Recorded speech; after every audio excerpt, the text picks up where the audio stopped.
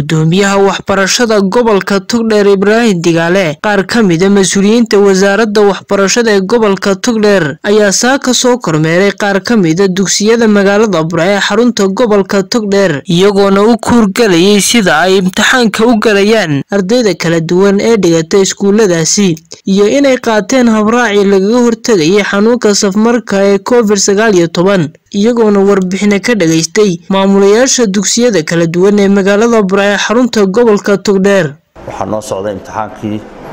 sidii jadwalka wasaaradda waxbarashada ku tala gashay dugsigan Sheekh Ibraahim oo dugsi ballaaran oo aanu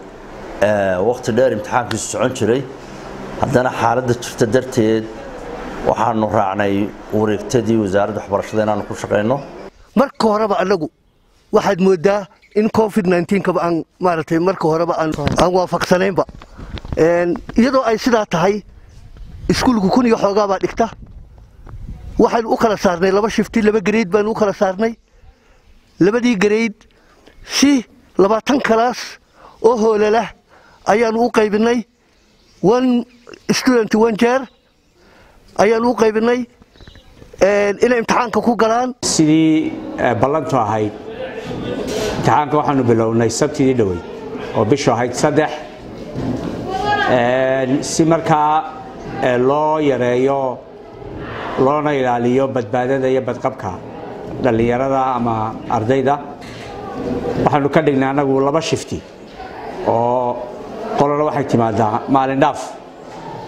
ayay u yimaadaan si nambarka loo yareeyo. Gudoomiyaha waxbarashada ee Gobolka Togdheer Ibrahim Digaale ku-xigeenka gudoomiyaha Caydiid madaxa kormeerka wasaaradda waxbarashada ayaa ka warbixiyay kormeerkii ay ku sameeyeen qaar ka mid ah dugsiyada magaalada Burco ee xarunta Gobolka Togdheer iyo waxyaabihii ay ku soo arkeen intii ay ku jireen kormeerkaasi waxaana ka mid ah hadaladoodii.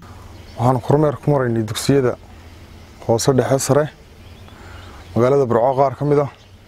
waxaan u kuurgalaynay imtixaanaadka iyo balqaabka uu socdo waxa kale oo iyadana aan u kuurgalaynay habka loo hirgeliyay sida la isu waafajiyay imtixaanaadka iyo habraaci COVID-19 ee kala fogaanshaha raayla hadda intaan marayno hawsha si fiican u socotaa ardayda intooda badan waxay sitaan face mask waxa arday bay u fadhiyaan marka runtii sidii loogu talagalay imtixaanaadku u socdaan ilaa hadda la sheegay waxa weeyaan aad iyo aad bay hawshu u fiican tahay wax dhibaato jira ma jiraan si wanaagsan bay u socotaa iskuuladan soo marno dhanna barnaamijku aad uga hergalay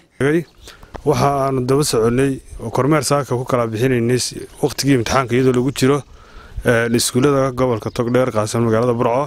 Maxamed Wardi warbaahinta qaranka Soomaaliland